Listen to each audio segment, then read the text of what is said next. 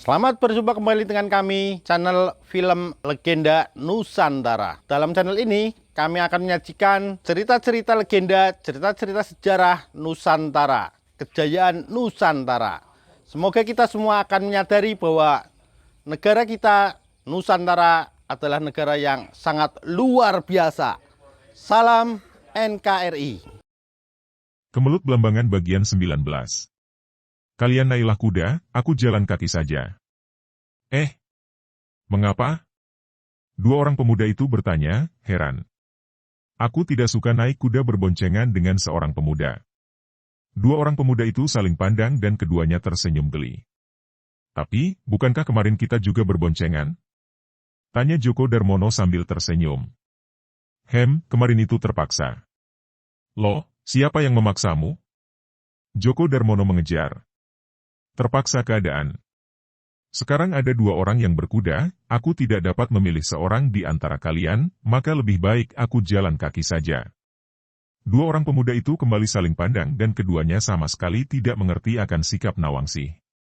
Djoko Darmono hanya tersenyum dan Bagus Sajiwo menggerakkan kedua pundak tanda tidak mengerti dan heran. Kalau begitu, Nawangsih, pakailah kudaku ini dan aku akan berjalan kaki. Kata Djoko Darmono. Tidak, aku saja yang berjalan kaki. Pakai kudaku, Nawangsih.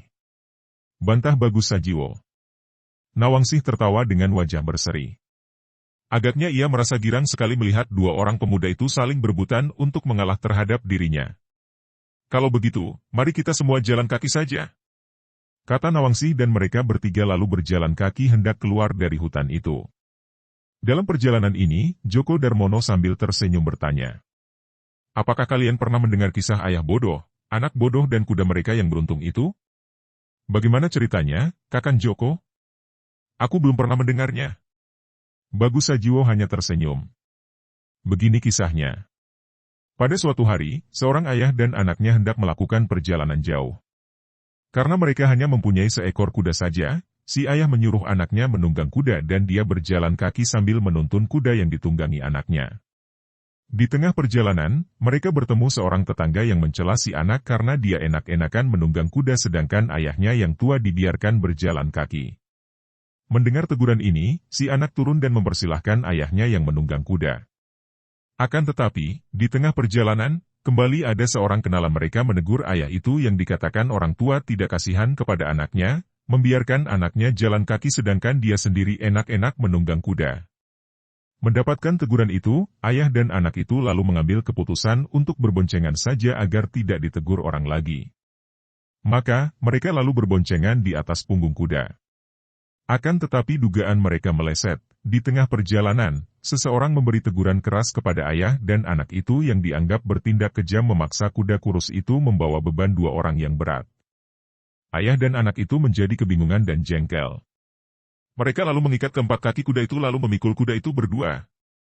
Di tengah perjalanan banyak orang menegur dan mentertawakan mereka akan tetapi ayah dan anak itu tidak peduli, menulikan telinga dan melanjutkan perjalanan mereka. Nawangsih tertawa terpingkal-pingkal mendengar cerita itu. Bagus Sajiwo hanya tersenyum, diam-diam kagum kepada Djoko Darmono yang pandai bercerita. Bagaimana pendapatmu tentang ayah dan anak itu, Nawangsih? Tanya Djoko Darmono. Sikap ayah dan anak yang terakhir itulah yang tepat, namun sudah terlambat. Semestinya sejak semula mereka mempunyai pendirian yang teguh, tidak mudah goyah dan menuruti setiap celaan atau usul orang lain. Mereka itu lemah, tidak memiliki kepribadian. Kalau kita melakukan sesuatu yang kita anggap benar, kita harus menerima segala celah dan kritik dengan bijaksana, tidak mengekor begitu saja kepada pendapat orang. Akibatnya kita menjadi permainan keraguan kita sendiri karena setiap orang memiliki pendapat yang lain dan kadang berlawanan. Demikianlah, mereka bercakap-cakap sambil berjalan keluar dari hutan. Setelah tiba di luar hutan, mereka berdiri terpesona memandang ke depan, ke arah bawah bukit. Mereka terbelalak, Djoko Darmono dan Bagus Sajiwo adalah orang-orang yang banyak melakukan perjalanan dan sudah sering menyaksikan tamasya alam pegunungan yang amati indah. Namun mereka tidak pernah merasa bosan dan setiap kali menyaksikan kebesaran alam yang demikian indah, tetap saja mereka terpesona. Sampai lama tiga orang itu berdiri dan melahap segala yang indah-indah itu dengan mata, telinga, dan hidung mereka. Matahari baru muncul dari balik bukit di timur. Muncul sebagai bola besar merah. Kemunculannya dapat diikuti pandang mata biarpun gerakannya lambat sekali. Cahayanya yang keemasan mulai menerangi segala sesuatu di permukaan bumi, membawa sinar kehidupan dan harapan baru. Pohon-pohon besar dan segala tumbuh-tumbuhan seolah menyambut matahari dengan sukacita, setiap daun seperti berseri tertimpa sinar matahari yang masih lembut. Pemandangan berwarna-warni di bawah sana, perpaduan antara warna putih, kuning dan hijau yang merupakan bagian terbesar dari warna-warni, mendatangkan perasaan sejuk dan nyaman pada mata. Burung-burung beterbangan di udara. Kupu-kupu menari-nari di antara bunga-bunga. Segalanya demikian indah dan baru bagi penglihatan. Nun jauh di bawah sana tampak anak sungai, seperti seekor ular panjang meliuk-liuk dan airnya berwarna putih seperti perak. Bau-bauan yang amat segar dan sedap memenuhi hidung. Bau tanah yang basah oleh embun, rumput-rumput hijau segar yang tidak pernah terinjak, bunga-bunga mawar, melati yang mekar, bermacam-macam daun pohon yang memiliki aroma yang khas, hawa udara yang sejuk dan bersih tak ternoda, semua itu memasuki hidung ke dalam tubuh, memberi kesehatan dan kehidupan. Telinga juga kebagian keindahan yang membahagiakan itu.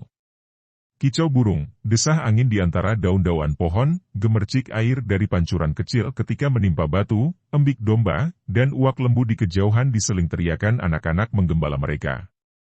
Aduh, indah nian semua itu. Seperti di komando, 3 orang itu menyedot udara yang bersih dan nyaman itu sepenuh dada dan perut mereka, lalu menghembuskan keluar perlahan-lahan. Terasa panas-panas hangat dan nyaman dalam perut di bawah pusar. Setelah beberapa kali menghirup napas panjang, Bagus Sajiwo berbisik perlahan. Puji syukur kepada Gusti Allah yang Maha Besar, pencipta alam semesta. Djoko Darmono juga mengeluarkan puja-puji dari dalam lubuk hatinya. Sejenak 3 orang itu berdiri seperti patung, terpesona oleh keindahan dan kebesaran alam yang terbentang di bawah bukit depan kaki mereka. Joko. Akhirnya Bagus Sajiwo berkata. Begitu ada yang bicara, baru sekata saja, seperti lenyaplah pesona yang tadi. Tadi merasa diri mereka tidak terpisah dari semua itu, seolah mereka baru menyadari bahwa mereka adalah pribadi-pribadi yang terpisah, hanya menjadi penonton dan pendengar saja. Ada apakah, Bagus? Karena Nawangsih tidak mau berboncengan naik kuda, maka biarlah engkau menggunakan kudaku dan engkau antarkan Nawangsih pulang ke rumah orang tuanya. Ah, mana boleh begitu, Bagus? Engkau adalah kakak misannya.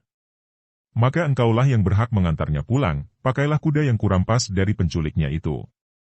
2 orang pemuda itu bersitegang saling mengalah, lalu Bagus Sajiwo berkata. Sudahlah, Joko. Sekarang sebaiknya serahkan saja kepada Nawangsih untuk memilih. Nawangsih, karena kuda kita hanya ada 2 ekor, maka sebaiknya untuk engkau dan seorang pengantarnya. Nah, kau pilih saja sendiri. Siapa di antara kami berdua yang kau ingin menjadi pengantarmu? Pilih saja Djoko Darmono karena dia yang membebaskan engkau dari tangan penculik. Tidak, Nawangsih, biar Bagus yang mengantarmu karena dia adalah kakak misanmu. Nawangsih memandang kepada 2 orang muda itu bergantian. Alisnya berkerut ketika ia bertanya. Kalau kalian berdua tidak mempunyai minat untuk mengantar aku, sudahlah tinggalkan aku di sini. Aku akan pulang sendiri dengan jalan kaki. Ah, bukan begitu, adik Nawangsih. Kata Bagus Sajiwo. Kuda kita hanya ada 2 ekor dan engkau tidak mau berboncengan. Maka seorang dari kami harus mengalah dan kuharapkan Djoko Darmono yang akan mengantarmu. Benar, Nawangsih. Aku minta Bagus yang mengantarmu karena dia lebih berhak sebagai kakak misanmu. Tidak. Aku belum mengenal betul siapa kalian. Aku hanya tahu nama dan riwayat yang kalian ceritakan sendiri. Terus terang saja, kalau yang mengantar hanya seorang di antara kalian, aku tidak mau dan tidak percaya. Bagaimana kalau kalian ini sebetulnya bajul-bajul buntung yang memakai kulit domba? Bajul buntung? Bagus Sajiwo bertanya heran lalu memandang Djoko Darmono yang tertawa geli mendengar ucapan gadis cilik itu dan semakin geli melihat wajah Bagus Sajiwo yang terheran-heran. Engkau tidak mengerti, Bagus?